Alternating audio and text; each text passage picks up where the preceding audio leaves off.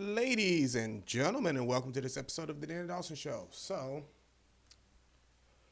read this article. Actually, I read it yesterday. I'm just now getting around to actually reading it to you, but it's from Come On News. Why doesn't it have a title on here? But basically, the Seattle City Council has voted not to charge people for misdemeanor crimes if you meet one of a few categories. Let me read you this article. It says the Seattle City Council is considering new legislation that would create a legal loophole that would make substance addiction, mental illness, or poverty a valid legal defense for nearly all misdemeanor crimes committed in the city. The council's consideration of the plan has occurred with virtually no public discussion about the proposal, which has been included in the municipal budgeting process. The council has not so far conducted a standalone meeting to discuss the idea. The reason they've not had a public discussion on it is because they know what that public discussion is going to be like. Because understand, those misdemeanor crimes, it's not just jaywalking and stuff. It's robbery, assault, harassment, stalking, stuff like that. So if Johnny's had a bad day, now Johnny can rob your place and say he was trying to pay his rent. Johnny robs my place, Johnny better have a funeral plan in order. Scott Lindsay, the former public safety advisor for the city, said Seattle would be in a class of its own if it ultimately enacted the ordinance. I'm not aware of any legislation like this anywhere in the United States or even globally, he said Monday. All cities have criminal codes to protect their citizens from criminal acts. This would essentially create a legal loophole that swallows all those codes and creates a green light for crime. He's right. He's right. So it's almost like Seattle's trying to out-liberal the rest of the world. What's with your mentality there? You just going to do it? Okay. But I think there's something even more sinister behind this. And I'm going to finish reading this article, and I'm going to tell you what I'm thinking.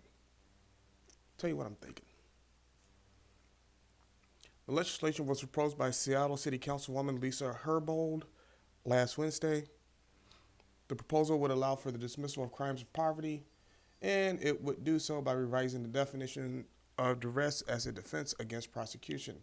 Seattle police currently make about 12,000 arrests every year that are not DUI offenses or related to domestic violence. In 2019, charges were filed for just over 5,400 misdemeanor cases, not including DUI charges or domestic abuse allegations.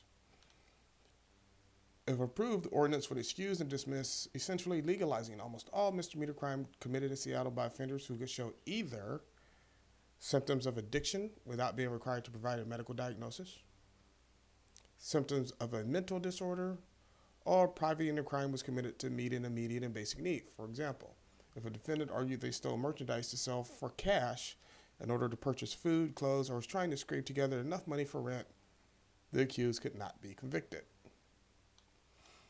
If you don't feel very protected right now, this would wipe out almost all remaining protections that we have, Lindsay said.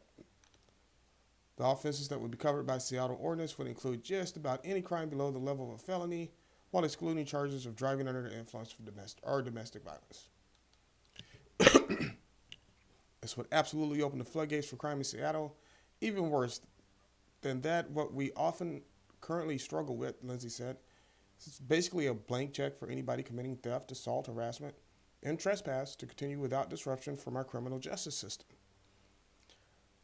The criminal justice system is failing people, by the way. It's really ridiculous. Although the measure could radically alter the way Seattle levies charges in criminal court, there have been no public hearings about it, and it has not been discussed so far by the council's public safety committee. It was proposed late in the third Alvaro Council Budget Committee meeting. Said Lindsay, this is a backdoor to get this legislation into the budget process, and not through the normal democratic processes for transparent dialogue or public discussion. If Councilwoman Teresa Masquada, chairman of the council's budget committee, asked the legislative proposal to the budget, it would be considered by the full council as part of the entire budget. But if Mascata opts to not add it to the budget, the legislation would still be approved if 5 Seattle City Council members agree to add it as an amendment to the budget. And I'm going to tell you right now, in Seattle, they will add it. Super liberal. Hey, it is what it is. But think about what Seattle's done. Hopefully, your city doesn't do this. This is why local elections are so important. Even a lot more important than the presidential elections. Because there's nothing Trump or Biden, whoever's elected, is going to do probably within the next 6 months to a year that's going to directly affect you. This will directly affect your safety. Directly. Um, I don't know what they're thinking. Well, I know what they're thinking. I just can't wrap my head around their head.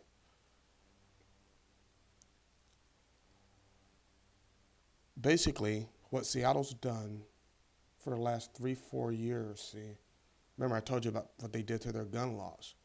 They put so many new and crazy gun laws on the books. The Supreme Court actually stepped in and said you're unconstitutional and made them wipe out a large majority of them. So then they came back and taxed it. And remember when this whole Chop Chas thing jumped off, the Seattle City Council came out and said they want to abolish police. And then when they were met with a backlash, they said, okay, well, we just want to get rid of 50% of them. Then after the mayor, who after she had BLM march in her house, said, no, we're not going to do that. We'll keep it to 10. Sawant from the city council made sure to say, no, we want 50%, and we're going to get that 50%. Well, so many officers have left now that they might not even have to slash the police force. People are just leaving. You might not have a police force in a couple of years, honestly. And now they come out with this. Basically abolishing crime. Any misdemeanor you want to commit is okay. You want to break in Dan's house and steal his TV? Go right ahead. We're not even going to charge you for it. Dan's going to charge you. And you're going to wish the city charged you. But luckily, I don't live in Seattle, so if you're there, I would advise getting out of Seattle. It's gotten crazy. So I want to see what you think about that. And is this going to become a recurring theme in Democrat-run cities across the nation? Should Biden win? See, that's my fear. And as I'm telling you, people, it's reading too much like how the Nazis took over Germany. It's reading too much like it. It really is.